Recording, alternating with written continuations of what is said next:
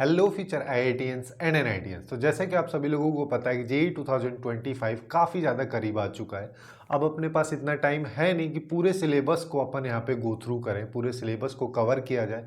तो इतने कम टाइम में अपना क्या बेस्ट अप्रोच होना चाहिए जिससे कि मैथ में 99 परसेंटाइल ईजिली स्कोर किया जाए, कौन कौन से टॉपिक्स, कौन कौन से चैप्टर्स पे अपने को फोकस रखना चाहिए। यहाँ पे अपन टॉप 10 चैप्टर्स के बारे में तो बात करेंगे ही, जिनका वेटेज काफ़ी ज़्यादा है, काफ़ी ज़्यादा क्वेश्चंस यहाँ पे पूछे जाते हैं। उसके साथ साथ इन टॉप चैप्टर्स में भी जो टॉप टॉपिक्स हैं, जो काफ़ी हाई वेटेज टॉपिक्स हैं, उन सबको भी अपन यहाँ पे डिस्कस करेंगे।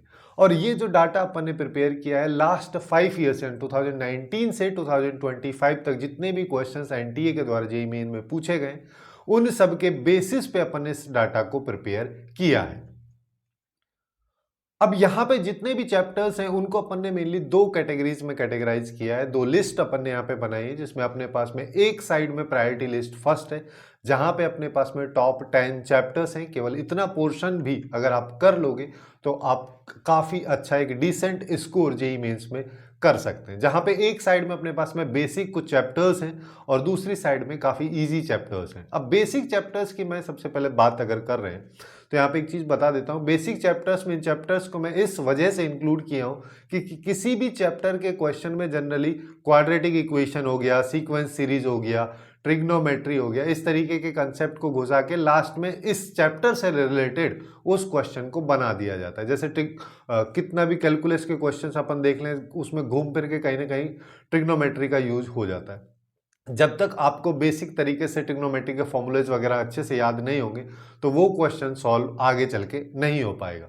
और यहीं पे फोर्थ पोर्शन में अपने पास में सेट है। हालांकि एक चीज देखा होगा कि प्रायोरिटी लिस्ट फर्स्ट जो अभी अपन ने पहले देखी, वहां पे फोर्थ चैप्टर में अपने पास में बाइनोमियल थ्योरम था, लेकिन यहाँ पे अपन बात कर रहे हैं सेट्स के बारे में।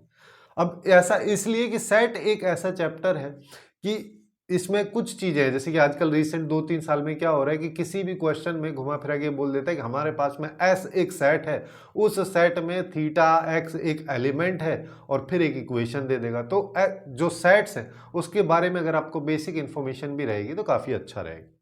तो जिसमें सबसे पहले चैप्टर की अगर अपन बात करें तो अपने पास में क्वाड्रेटिक इक्वेशन है, जिसके जनरली जेईई मेंस में 1 से 2 क्वेश्चन पूछे जाते हैं, जिसमें काफी सारे क्वेश्चंस जो रिलेशन है रूट्स का उससे रिलेटेड आते हैं। इसका मतलब जैसे कि एक इक्वेशन है जिसके रूट अल्फा बीटा है, तो दूसरी एक इक्वेशन जिसके रूट 1/α² + 1 1/β² + 1 अगर है तो वो इक्वेशन क्या होगी। इस तरीके के क्वेश्चंस पूछे जाते हैं। अब कभी कभी यहाँ पे ऐसे क्वेश्चंस को एक्सपोनेंशियल फॉर्म में भी बना दिया जाता है, e⁻2x - 3 e⁻x + 2 = 0 है, इसके नंबर ऑफ रियल सॉल्यूशंस अपने को बताना है। या फिर e⁻2 sin² x + 8 की, अच्छा इसको ऐसे कर लेते हैं, 8⁻2 sin² x + 8⁻2 cos² x = something they रखा है, नंबर ऑफ रियल सॉल्यूशंस अपने को यहाँ पे बताने हैं। और कुछ क्वेश्चंस यहाँ पे लॉगरिथमिक फंक्शन से रिलेटेड क्वाड्रेटिक इक्वेशन से पूछे जाते हैं। और कुछ क्वेश्चंस जो इंटीजर टाइप वाले सेगमेंट है वहां पे मॉड्यूलस फंक्शन से रिलेटेड नंबर ऑफ सॉल्यूशंस के बारे में बेसिकली पूछे जाते हैं। और वैसे अगर देखा जाए तो on an average quadratic equation से 102 क्वेश्चन यहाँ पे पूछे जाते हैं। जो कि अगर अपन केवल ये जो 4 टॉपिक्स हैं इन पे भी फोकस करेंगे, इनसे रिलेटेड पीवाईक्यूज भी सॉल्व करेंगे, तो काफी इजीली जेईई मेंस 2025 में क्वाड्रेटिक इक्वेशन से आने वाले क्वेश्चन को अपन टैकल कर सकते हैं। वहीं पे दूसरे चैप्टर की बात करें तो अपने पास में सीक्वेंसेस सीरीज है, जिसमें कुछ क्वेश्चन ज्यादा फ्रिक्वेंटली नहीं पूछे जाते, बट एपी जीपी से रिलेटेड कुछ क्वेश्चंस पूछे जाते हैं। कुछ क्वेश्चंस में एएम जीएम का बेसिक सा कंसेप्ट लगता है, एक इन दोनों के बीच के रिलेशन वगैरह का यूज कर लिया जाता है। इंसर्टिंग ऑफ नंबर ऑफ एएम्स और जीएम्स से रिलेटेड क्वेश्चंस पूछे जाते हैं। और कुछ क्वेश्चंस यहाँ पे टेलीस्कोपिक सीरीज से रिलेटेड भी कभी काफ़ी फ्रिक्वेंटली पूछे जाते हैं। ये टॉपिक काफ़ी ज़्यादा इंपॉर्टेंट है और इस टाइप की सीरीज रिलेटेड क्वेश्चंस काफ़ी ज़्यादा पूछे गए हैं। रिसेंट ईयर्स की अगर अपन बात करें 2022, 23, 24 में सीक्वेंस सीरीज के क्वेश्चंस में घुमा फिरा के सेट का जो रोस्टर फॉर्म है उसका यूज काफ़ी ज़्यादा किया जाता है। अब थर्ड चैप्टर अपने पास में ट्रिग्नोमेट्री है। ट्रिग्नोमेट्री की बात करें तो वेटेज इसका कोई खास ज़्यादा नहीं है, लेकिन जैसा कि मैं स्टार्टिंग में भी बताया कि ट्रिग्नोमेट्री एक ऐसा चैप्टर है जिसको बाकी किसी भी चैप्टर के साथ में लिंक्ड किया जा सकता है। जब यहाँ पे इस चैप्टर को अपन लिंक कर रहे हैं, चाहे कैलकुलस के साथ में करें या नॉन कैलकुलस पोर्शन के साथ में करें, तो इस वजह से इस चैप्टर के जो इंपॉर्टेंट फॉर्मूलाज हैं, इंपॉर्टेंट कंसेप्ट जो है, बेसिकली कंसेप्ट तो क्या है, यहाँ पे फॉर्मूला ही काफ़ी ज़्यादा इंपॉर्टेंट है। एक ट्रिग्नोमेट्रिक फंक्शन का दूसरे ट्रिग्नोमेट्रिक फंक्शन में conversion, for example sine 3 theta का क्या होता है, कॉस 2 थीटा का क्या होता है, साइन थीटा बाई 2 अगर होता है तो उसको किस तरीके से रिजॉल्व करते हैं, इन सब चीज़ों से रिलेटेड पूछे जाते हैं, है ना। तो यहाँ पे इन सब का यूज आता है, और इसमें बेसिकली अपन बात करें trigonometry identity, trigonometric ratio, trigonometric equation, सबको एक साथ में अपन मर्ज करके बात करें। अब ट्रिग्नोमेट्री इक्वेशन से रिलेटेड क्वेश्चंस भी पूछे जाते हैं, जहां पे number of values, number of real values of theta से रिलेटेड क्वेश्चंस पूछे जाते हैं। इतने फ्रीक्वेंट इससे नहीं है, एक आध क्वेश्चन कभी कभी आता है पूरे के पूरे ट्रिग्नोमेट्रिक सेक्शन, जहां पे ट्रिग्नोमेट्री ये वाला यानी कि trigonometric ratio, trigonometry identity, trigonometry equation plus inverse trigonometry, इससे पूरे सेक्शन से 1 से 2 क्वेश्चन आता है। पोर्शन काफी ज्यादा है ना, पढ़ना काफी ज्यादा है, लेकिन क्वेश्चन बहुत ज्यादा कम है। तो अपन यहाँ पे यही अप्रोच लगाएंगे, केवल इसका जो बेसिक सेक्शन है, जिससे कि बाकी क्वेश्चन में अगर इसका यूज हो तो उस अप्रोच को अपन लगा पाए, उतना पोर्शन कर लेंगे तो बेस्ट। अब यहाँ पे फोर्थ सेक्शन जो सेट से रिलेटेड है, जैसा कि मैं पहले भी कई बार अभी बता चुका हूँ कि सेट एक इस वजह से इंपॉर्टेंट सेगमेंट अपने पास में बन जाता है क्योंकि इसका यूज आजकल क्वेश्चंस में हो रहा है। रोस्टर फॉर्म क्या है, एलिमेंट्स किस तरीके से इसमें देखे जाते हैं, नंबर ऑफ एलिमेंट्स का क्या रोल है, क्या नहीं है। अब जब इतना कर ही रहे हो तो मैं आप लोगों को ये भी बोलूंगा कि सेट एक काफी छोटा सा चैप्टर है, इतना बड़ा उसमें यहाँ पे पोर्शन है नहीं। इसके जितने भी जैसे डी मॉर्गन्स लॉ हो गया या फिर वेन डायग्राम हो गया, इस तरीके के कंसेप्ट को भी थोड़ा सा अच्छे से देख लेंगे तो हो जाएगा, क्योंकि वैसे तो सेट से रिलेटेड क्वेश्चन ज्यादा पूछे नहीं जाते, है ना। एक आध क्वेश्चन कभी कभार आ जाता है, बट इसके क्वेश्चन जनरली आसान रहते हैं। अब आसान क्वेश्चन छूट जाए तो बुरी बात है ना, तो उससे अच्छा रहेगा कि इसका जो थोड़ा सा थ्योरेटिकल पोर्शन है उसको अपन अच्छे से कर लें, जिससे कि काफी आसानी से इसके क्वेश्चन को हैंडल किया जा सके। नेक्स्ट चैप्टर की अगर अपन बात करें तो अपने पास में बाइनोमियल थ्योरम। बाइनोमियल थ्योरम का रीसेंट ईयर्स में वेटेज काफी ज्यादा बढ़ गया।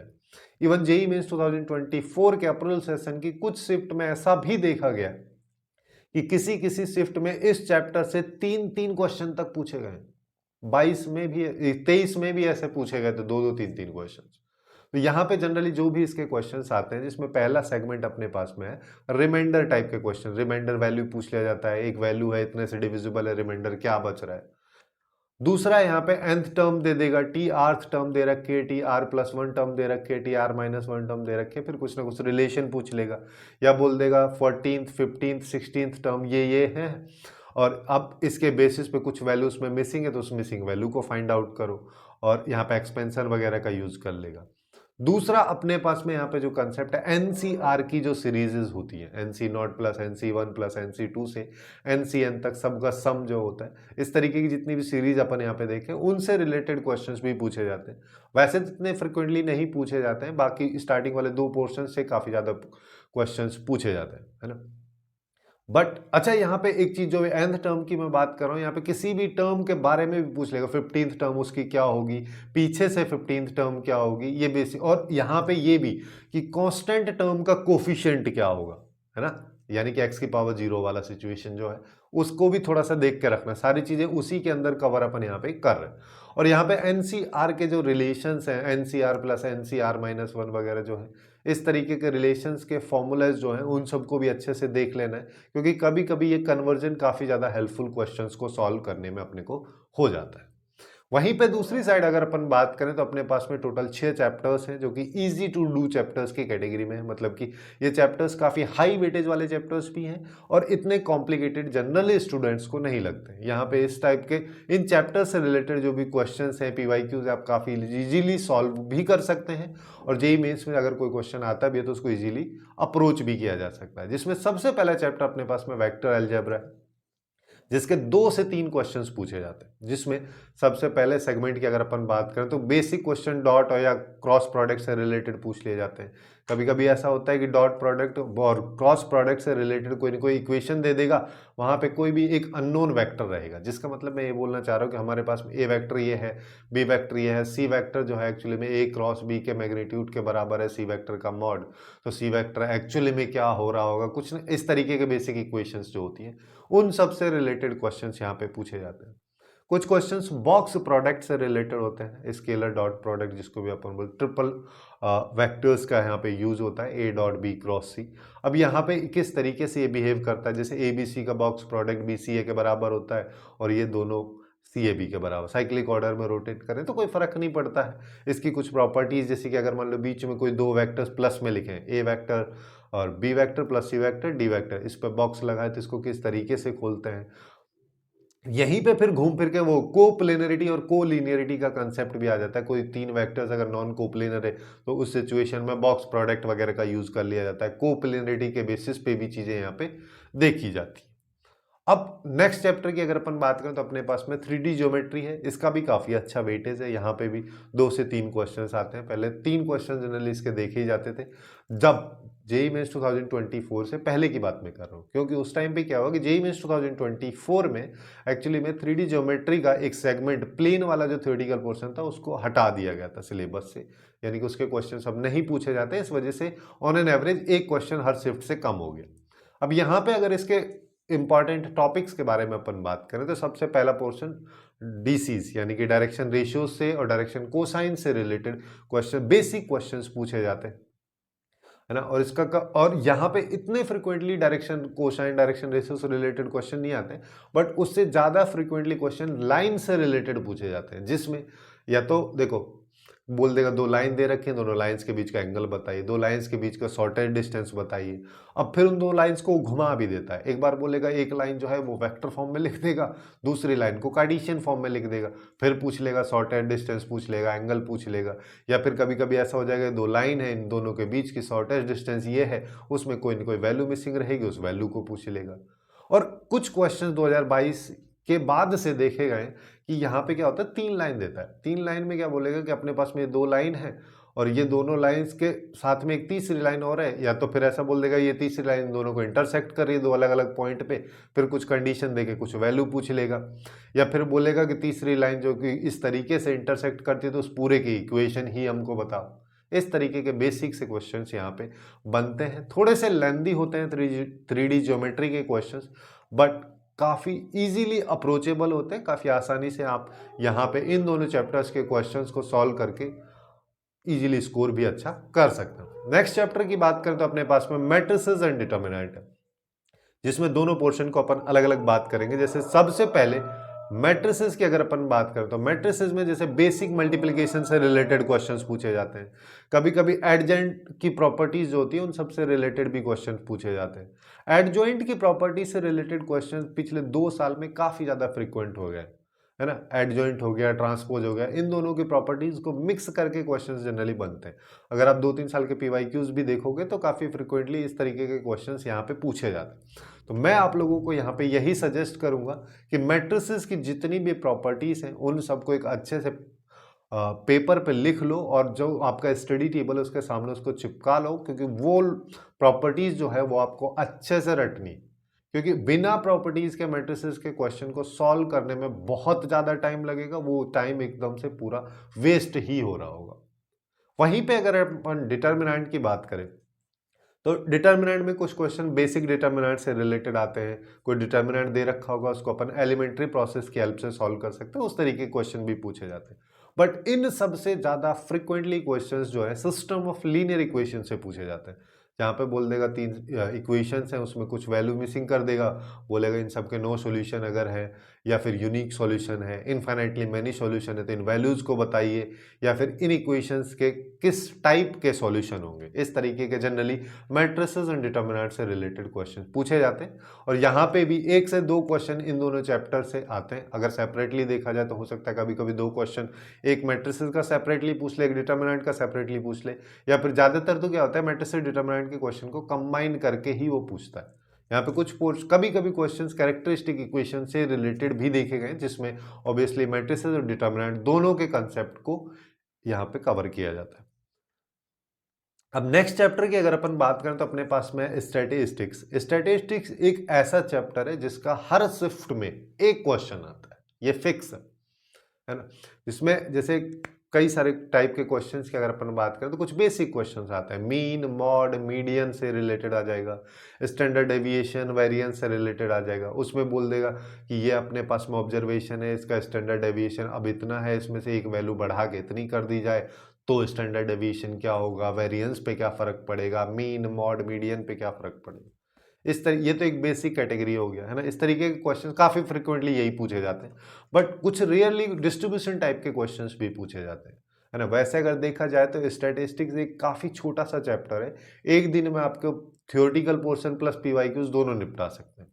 यहाँ पे ज्यादातर लोग फंसते कहाँ है कि जैसे फ्रीक्वेंसी डिस्ट्रीब्यूशन से रिलेटेड जो क्वेश्चंस आ जाते हैं, जो टेबल टाइप का जो बना होता है ना, उस टाइप के क्वेश्चंस में फंसते हैं। और वैसा ही प्रोबेबिलिटी डिस्ट्रीब्यूशन का कंसेप्ट भी होता है, उस टाइप के क्वेश्चंस में जनरली लोग फंस जाते हैं, उसको फिर छोड़ के आ जाते हैं। चैप्टर हालांकि काफी छोटा है, इस वजह से इसका और फिक्स है कि इसका एक क्वेश्चन आना ही, तो आसानी से अपन इसको चैप्टर को कर सकते हैं, जिससे कि कम से कम अपन 4 नंबर यहाँ पे इजीली पक्के कर पाए। नेक्स्ट चैप्टर की अगर अपन बात करें तो अपने पास में है एओडी, यानी कि एप्लीकेशन ऑफ डेरिवेटिव, जो कि कैलकुलस का है। अब एओडी एक ऐसा चैप्टर है जिसका 2-3 क्वेश्चंस पहले आते थे, है ना। जैसा कि मैं पहले भी बता रहा था, 24 में जो सिलेबस चेंज हुआ तो वहां पे एओडी से जो टेंजेंट एंड नॉर्मल वाला सेगमेंट है उसको हटा दिया गया। उसके साथ साथ जो कॉनिक सेक्शन है, circle plus parabola, ellipse, hyperbola, वहां से भी जो टेंजेंट नॉर्मल का जो सेगमेंट है उसको पूरी तरीके से हटा दिया गया। यानी कि एक क्वेश्चन कॉनिक सेक्शन से कम हो गया, एक क्वेश्चन एओडी से कम हो गया। अब एओडी से 1 से 2 क्वेश्चन देखे जाते हैं, जिसमें पहला टाइप जो क्वेश्चन है वो रेट ऑफ चेंज से रिलेटेड है ना। रेट ऑफ चेंज के टाइप के क्वेश्चंस पूछे जाते हैं। दूसरा टाइप जो है इंक्रीजिंग डिक्रीजिंग फंक्शन के बारे में बात कर लेगा, बोल देगा ये फंक्शन है, बताइए इस इंटरवल में इंक्रीजिंग है, डिक्रीजिंग है, इस तरीके के बेसिक क्वेश्चंस होते हैं। वहीं पे कुछ क्वेश्चंस मैक्सिमम मिनिमा से रिलेटेड भी पूछे जाते हैं। कभी कभी ऐसा भी होता है number of point of maxima पूछ लेगा, number of point of minima पूछ लेगा। और एक टाइप का और धीरे धीरे यहाँ पे कंसेप्ट आ रहा है, धीरे धीरे क्वेश्चंस इसके बढ़ते हुए जा रहे हैं कि यहाँ पे कोई भी बोल देगा अपने पास में एक एफ एक्स फंक्शन है और इस तरीके से मैक्स करली ब्रैकेट अल्फा बीटा या कोई 2 फंक्शन दे देगा, इसको डिनोट किया जा रहा है एफ एक्स फंक्शन, दूसरा फंक्शन जी एक्स है। अब अपने को number of points of maxima minima बताने, तो इस तरीके के क्वेश्चंस को कैसे अप्रोच किया जाता है, किस तरीके से उनको अपन सॉल्व करते हैं, इस चीज पे भी थोड़ा सा ध्यान अपने को रखना है। वहीं पे 10 चैप्टर्स का जो टॉप 10 चैप्टर्स की लिस्ट है उसमें लास्ट चैप्टर अपने पास में एओसी यानी कि एरिया अंडर कर्व है। अब एरिया अंडर कर्व जो है इसके लिए अपने को थोड़ा सा डेफिनेट इंटीग्रेशन आना चाहिए। डेफिनेट बेसिकली इनडेफिनेट इंटीग्रेशन थोड़ा सा अच्छे से आना चाहिए। इनडेफिनेट इंटीग्रेशन में जो कुछ बेसिक इंटीग्रेशन है वो आपको पता होना चाहिए। कौन से? कि जैसे मान लो एरिया अंडर कर्व में अगर अपन बात करें तो सर्किल का यूज होता है, एलिप्स का यूज होता है, हाइपरबोला का तो काफी रियरली यूज होता है, बट पैराबोला का भी यूज होता है। अब इन सब का यूज अगर हो रहा है तो इनकी इक्वेशंस यहाँ पे यूज होती है। अब इन इक्वेशन से जैसे कि एलिप्स का इक्वेशन है, अब y की वैल्यू निकालोगे तो रूट के अंदर कुछ ना कुछ आएगी। तो बेसिकली मैं ये बोलना चाह रहा हूँ कि जैसे इंडेफिनिट इंटीग्रेशन जो अपन पढ़ते हैं कि 1/√a² माइनस x² का इंटीग्रेशन क्या होगा, 1/√x² माइनस a² का क्या होगा, √a² माइनस x² का इंटीग्रेशन क्या होता है, और √x² माइनस a² का क्या होता है, प्लस होता है तो इंटीग्रेशन की वैल्यू क्या होती है। ये सब चीजें अपने को पता होनी चाहिए, जिससे कि अपन यहाँ पे एओसी में बेसिकली डेफिनेट इंटीग्रेशन ही अपने को इन सारी इक्वेशंस का करना रहता है। अगर वो सारे इंटीग्रेशन की वैल्यूज अपने को पता है, फॉर्मूला पता है, तो काफी इजीली अपन एरिया अंडर कर्व के क्वेश्चंस को सॉल्व कर सकते हैं, जो कि ऑन एन एवरेज एक क्वेश्चन तो आपको एटलीस्ट मिलेगा एरिया अंडर कर्व से रिलेटेड।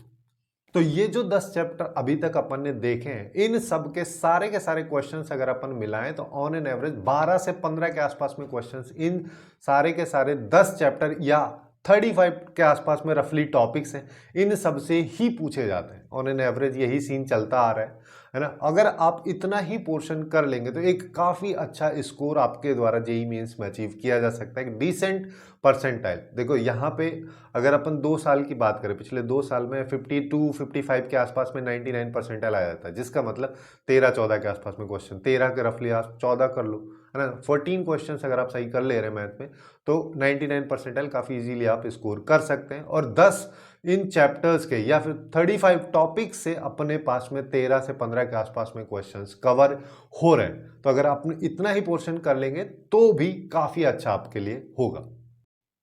ये तो रही टॉप 10 चैप्टर्स की बात। इसके अलावा भी और अपने सेकंड लिस्ट प्रिपेयर की है जहां पे अपने पास में और कुछ चैप्टर्स हैं जिसमें एक साइड अपने पास में नॉट सो डिफिकल्ट चैप्टर्स हैं जो कि इतने ज़्यादा डिफिकल्ट नहीं है, इनको आप थोड़ा सा अप्रोच लगा के थोड़ा सा टाइम दे के काफ़ी ईजिली कर भी सकते हैं। वहीं पे दूसरी साइड हमारे पास में थोड़े डिफिकल्ट चैप्टर्स हैं, है ना। तो हम यहाँ पे सबसे पहले इन चैप्टर्स के बारे में बात कर लेते हैं। जैसे सबसे पहला चैप्टर अपने पास में यहाँ पे है फंक्शन। फंक्शन की अगर अपन बात करें तो फंक्शन के क्वेश्चंस ज़्यादा नहीं पूछे जाते, एक आध क्वेश्चन कभी कभार आता है ना। और इसमें भी क्या होता है कि इसके क्वेश्चंस को जनरली मिक्स किया जाता है। अब किसके साथ मिक्स किया जाता है उसके बारे में भी अपन बात करेंगे, बट पहले ही देख लो कि यहाँ पे जैसे फंक्शन वाला पूरा पूरा सेगमेंट जो है सेट रिलेशन फंक्शन, सेट को हम ऑलरेडी डिस्कस कर चुके हैं। रिलेशन की अगर अपन बात करें तो रिलेशन से कई सारे टाइप के क्वेश्चंस पूछे जाते हैं। कभी कभी तो नंबर ऑफ रिलेशंस के बारे में पूछ लेगा, कभी कभी ऐसे होता है कि कोई भी यहाँ पे सेट दे देगा, फंक्शन दे देगा, बोलेगा सॉरी सेट दे देगा, फिर बोलेगा ये रिफ्लेक्सिव है, सिमेट्रिक है, ट्रांजिटिव है, इक्विवेलेंस है, किस तरीके का है, किस तरीके का नहीं है। तीसरा टाइप का क्वेश्चन यहाँ पे ऐसा बनता है कि ये सेट है और ये सिमेट्रिक ट्रांजिटिव अगर मान लो है या फिर नहीं भी है, तो इस सेट को सिमेट्रिक होने के लिए मिनिमम अपने को कितने एलिमेंट इसमें ऐड करने पड़ेंगे। इस तरीके के क्वेश्चंस भी अभी रिसेंटली पूछे जा रहे हैं। वहीं पे फंक्शन की अगर अपन बात करें तो इससे जो क्वेश्चन जनरली फंक्शनल इक्वेशन से रिलेटेड आते हैं। जो फंक्शनल इक्वेशन अपने को बेसिकली क्लास वगैरह में पढ़ाई जाती है, 5-6 स्टैंडर्ड जो होती है, f of x plus y is equal to f x plus f y जो होती है, इस तरीके की जो भी इक्वेशंस होती है उन सबसे रिलेटेड ही जनरली क्वेश्चंस पूछ लिए जाते हैं, है ना। दूसरा यहाँ पे टाइप ऑफ फंक्शन से रिलेटेड क्वेश्चंस भी कभी कभी देखने को मिलते हैं कि वन वन फंक्शन है, मेनी वन है, और ऑड है, इवन है, इसका रेंज क्या होगा, डोमेन क्या होगा, जो बेसिक फंडा है ना, तो जिसको अपन ग्राफिकली मेथड से काफ़ी इजीली अप्रोच कर सकते हैं। और जिस सेगमेंट के बारे में मैं बात कर रहा था कि उसको अभी अपन बात करेंगे वो ये है कि फंक्शन के क्वेश्चंस को आजकल क्या हो रहा है कि डिफरेंशिएशन के साथ में कंबाइन कर दिया जा रहा है। यहाँ पे क्या होता है कि कोई भी अपने पास में बोल देगा कि एफ एक्स हमारे पास में एक फंक्शन है, ठीक है, और उसमें बोल देगा एफ डबल डैश 2 की वैल्यू ये है, एफ डबल डैश 5 की वैल्यू ये है, एफ डैश 3 की वैल्यू ये है, तो एफ ऑफ 5 की वैल्यू बताइए या एफ ऑफ 2 की वैल्यू बताइए। इस तरीके के क्वेश्चन बेसिकली वहां पे अपने को पहले फंक्शन निकालना पड़ेगा उन वैल्यूज की हेल्प से, तब जाके अपन उस क्वेश्चन को सॉल्व कर पाते हैं। नेक्स्ट चैप्टर की बात करें तो जिसमें अपन बात कर रहे हैं एलसीडी के बारे में, जिसमें अपने पास में 3 सब टॉपिक हैं। पहला लिमिट हो गया, दूसरा कंटिन्यूटी हो गया, थर्ड अपने पास में डिफरेंशियबिलिटी। लिमिट की अगर अपन बात करें तो लिमिट के बेसिक जो इंडिटरमिनेट फॉर्म से रिलेटेड क्वेश्चन है जनरली वही पूछे जाते हैं, और कुछ कुछ क्वेश्चंस यहाँ पे जो लेबनीज थ्योरम है उससे रिलेटेड भी कभी कभी पूछे जाते हैं। इस पे थोड़ा सा फोकस्ड अपने को रहना है। लेबनीज थ्योरम मतलब कि जैसे कोई भी डेफिनेट इंटीग्रेशन अगर उसके फॉर्म में लिमिट दे रखे डेफिनेट इंटीग्रेशन वगैरह लगा के, और जैसे 0/0 इन्फिनिटी बाई इन्फिनिटी का फॉर्म अपने पास में बन रहा है, तो वहाँ पे अपन LH रूल लगाते हैं, न्यूमरेटर और डिनोमिनेटर को अलग अलग डिफ्रेंशिएट करते हैं। तो डेफिनेट इंटीग्रेशन को किस तरीके से बेसिकली डिफ्रेंशिएट किया जाता है, इस चीज़ को लेबनीज थ्योरम में बात करते हैं, तो इससे रिलेटेड क्वेश्चंस पूछे जाते हैं। वहीं पे दूसरे सेगमेंट की अगर अपन बात करें जो कंटिन्यूटी एंड डिफरेंशियबिलिटी है, इसका देखो एलसीडी से 1 से 2 क्वेश्चन, 2 क्वेश्चन के आसपास में पूछा जाता है। एक क्वेश्चन लिमिट का ऑन एन एवरेज देखा जाता है, एक क्वेश्चन कंटिन्यूटी और डिफरेंशियबिलिटी का मिक्स करके देखा जाता है। या तो ऐसा होगा कि वो क्वेश्चन सेपरेटली कंटिन्यूटी से रिलेटेड होगा या सेपरेटली डिफरेंशियबिलिटी से, या फिर कभी कभी मिक्स अप पूछ लेगा, है ना। और यहाँ पे ग्रेटेस्ट इंटीजर फंक्शन हो गया, फ्रैक्शनल पार्ट फंक्शन हो गया, सिग्नम फंक्शन हो गया, इन सब से रिलेटेड कोई ना कोई फंक्शन दे रखा होता है। फिर बोला जाता है कि number of point of non discontinuity, number of point of non differentiability बताइए, या फिर कभी कभी ऐसा बोल देगा number of point of discontinuity अगर m है, number of point of non differentiability अगर n है, तो m प्लस n की वैल्यू, मतलब वो घुमा आ रहा है बस, और कुछ नहीं है, एकदम बेसिक तरीके के क्वेश्चन होते हैं। बस यहाँ पे मैं यही चीज बोलूंगा कि ग्रेटेस्ट इंटीजर फंक्शन और फ्रैक्शनल पार्ट फंक्शन को थोड़ा अच्छे से कर लेना, इसका डिफरेंशिएशन कैसे करते हैं, कैसे इसकी लिमिट को सॉल्व करते हैं, ग्राफ किस तरीके से बिहेव करता है, इंटीग्रेशन क्या होता है, सब चीज को अच्छे से कवर कर लेना, ठीक है। इससे रिलेटेड 2 प्लेलिस्ट मैं ऑलरेडी बना चुका हूं, जिनका लिंक मैं आप लोगों को नीचे डिस्क्रिप्शन में डाल दूंगा। आप लोग वहां से जाके काफी इजीली और काफी अच्छे से ग्रेटेस्ट इंटीजर फंक्शन और फ्रैक्शनल पार्ट फंक्शन को कवर कर सकते हैं। अब नेक्स्ट चैप्टर की बात करें तो डिफरेंशिएशन या मेथड ऑफ डिफरेंशिएशन है, जिसको अभी अपन ने फंक्शन वाले सेगमेंट में भी कवर किया है। यहाँ पे वही फंक्शन से रिलेटेड क्वेश्चन होता है, डिफरेंशिएशन वगैरह का यूज करके अपन क्वेश्चन को सॉल्व करते हैं। एक टाइप के क्वेश्चंस और होते हैं, यहाँ पे बोल देगा अपने पास में gx एक फंक्शन है बेसिकली वो एक पॉलिनोमियल फंक्शन है, और फिर एफ डैश की वैल्यू ये है, एफ डबल डैश की वैल्यू ये है, और वो जो पॉलिनोमियल है वो उसके कोफिशिएंट को कुछ बाल देगा, यानी कि बोल देगा अल्फा बीटा गामा बोल देगा, ए बी सी वैल्यू बोल देगा, फिर बोलेगा ये सारी की सारी F dash F double dash की जो वैल्यूज है उन सबको दे के फिर बोलेगा कि ये जो कोफिशिएंट है इनकी वैल्यू बताओ, या फिर बोल देगा इन सबका सम बताओ, या फिर बोल देगा a प्लस बी माइनस सी पूरे पे मॉड लगा दे, इसकी वैल्यू बताइए। इस तरीके के क्वेश्चंस पूछे जाते हैं। अब नेक्स्ट चैप्टर की बात करें जो कि स्ट्रेट लाइन और सर्कल से रिलेटेड है, हालांकि यहाँ पे दो चैप्टर्स को अपन एक साथ ले रहे हैं, तो यहाँ पे ऐसा कोई स्पेसिफिक पोर्शन या स्पेसिफिक सेगमेंट टॉपिक नहीं है जिस पे अपने को पर्टिकुलरली फोकस रखना है, बट फिर भी मैं कुछ चीजें बता दे रहा हूँ क्योंकि स्ट्रेट लाइन से रिलेटेड क्वेश्चन देखो या तो लाइन से रिलेटेड बेसिकली आता है, या फिर अपने को एक ट्राइंगल दे देगा उसमें दो लाइंस वगैरह दे देगा फिर उसको घुमाता रहेगा वो, है ना। उसमें ऐसा भी बोल सकता है हमारे पास में एक ट्राइंगल है, ए वर्टेक्स इतना है, बी इतना है, इसका एक्स सेंटर इतना है, अब बताइए थर्ड वर्टेक्स क्या होगा। इस तरीके के क्वेश्चंस आते हैं। तो बेसिकली अपने को ortho centre, in centre, x centre, centroid, even pair of straight line को थोड़ा अच्छे से देख लेना है कि किस तरीके से अगर ये निकालने हो तो अपन चीज़ों को सॉल्व करते हैं, क्वेश्चंस को अप्रोच करते हैं। वहीं पे सर्कल की बात करें तो कंप्लीटली इसको रिवाइज करना है, ठीक है। हाँ, जैसा कि मैं पहले भी बता रहा था कि यहाँ पे जो टेंजेंट एंड नॉर्मल वाला कंसेप्ट है उसको बस छोड़ देना है, उसके अलावा बाकी पोर्शन को काफ़ी अच्छे से रिवाइज कर लो। इवन फैमिली ऑफ सर्कल को भी थोड़ा अच्छे से देख लेना है। इसमें कुछ स्पेसिफिक सेगमेंट नहीं है कि क्वेश्चन को किसी भी तरीके से रोटेट किया जा सकता है। वैसे अगर अपन सर्कल की बात करें तो सर्कल के क्वेश्चंस जनरली बेसिक कंसेप्ट से भी आप कर सकते हो। ट्राइंगल की कॉन्ग्रुएंट ट्राइंगल वगैरह, सिमिलर ट्राइंगल वगैरह की प्रॉपर्टीज लगा के भी ये क्वेश्चंस काफी हद तक क्वेश्चन सॉल्व इससे हो जाते हैं। अब दूसरी साइड की अगर अपन बात करें तो अपने पास में जो डिफिकल्ट चैप्टर्स हैं वो वाला सेगमेंट। अब डिफिकल्ट देखो, ज्यादातर स्टूडेंट्स को ये वाले चैप्टर्स काफी ज्यादा डिफिकल्ट लगता है, जैसे definite integration, differential equation, PNC, probability. But अगर मान लो आप उनमें से एक जिनको डेफिनेट इंटीग्रेशन काफी अच्छा लगता है, इसके क्वेश्चंस बन जाते हैं, ये बेसिकली इनडेफिनेट के बन जाते हैं और इनडेफिनेट के बनेंगे तो डेफिनेट के भी बन जाएंगे। डेफिनेट इंटीग्रेशन एक काफी अच्छा वेटेज वाला चैप्टर है, इसके 2 से 3 क्वेश्चन तक देखे जाते हैं, ज्यादा बड़ा चैप्टर भी नहीं। बस अगर इनडेफिनेट इंटीग्रेशन आपको अच्छे से आता है तो डेफिनेट इंटीग्रेशन को क्वेश्चंस को आप काफी इजीली सॉल्व कर सकते हैं। वहीं पे डिफरेंशियल इक्वेशन की बात करें तो इसके भी 1 से 2 क्वेश्चन देखे जाते हैं, ऑन एन एवरेज 1 क्वेश्चन आता है ना। इसमें कुछ स्पेसिफिक टॉपिक्स के बारे में मैं बात यहाँ पे नहीं कर रहा हूँ, ये चैप्टर्स थोरोली रिवाइज करने लायक चैप्टर्स हैं। जैसे पीएनसी हो गया, पीएनसी के 2-3 क्वेश्चन आते हैं। कुछ स्टूडेंट्स को पीएनसी प्रोबेबिलिटी वाला सेगमेंट काफ़ी ज़्यादा आसान लगता है, कुछ को काफ़ी ज़्यादा डिफिकल्ट लगता है। अब जिनको आसान लगता है उनके लिए अब ऐसा भी नहीं कि ये टॉपिक कर लो, क्योंकि पीएनसी या तो आपको आता है या नहीं आता है। जब आपको आता है तो पूरा अच्छे से कर लो, जिससे कि 2-3 क्वेश्चन इसके बन जाए जो कि आसान क्वेश्चन रहते हैं।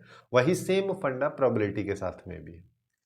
तो लास्टली मैं आप लोगों को यही सजेस्ट करूंगा कि अगर आप उन स्टूडेंट्स में से हैं जिनको ये वाले चैप्टर्स काफ़ी ज़्यादा डिफिकल्ट लगते हैं, तो मेरा यही सजेशन रहेगा कि जो प्रायोरिटी लिस्ट फर्स्ट में जो चैप्टर्स हैं, 10 चैप्टर्स हैं जिनके कि ऑन एन एवरेज 12 से 15 के आसपास में क्वेश्चंस पूछे जाते हैं, उन चैप्टर्स को अगर आप काफ़ी अच्छे से कर लेंगे, रिसेंट 4 to 5 ईयर 2017 से 2024 तक के सारे PYQs को काफ़ी अच्छे से सॉल्व कर लेंगे, थ्योरेटिकल पोर्शन को काफ़ी अच्छे से रिवाइज कर लेंगे, फॉर्मूलाज वगैरह को काफ़ी अच्छे से रिवाइज कर लेंगे, तो जेईई मेंस 2025 के मैथ्स वाले सेक्शन में आप काफ़ी अच्छा स्कोर कर सकते हैं। काफ़ी डिसेंट परसेंटाइल यहाँ पे आपके द्वारा अचीव किया जा सकता है। सो आज के लिए बस इतना ही। Hopeful you guys find it useful, and if you find it useful then please do like, share and subscribe.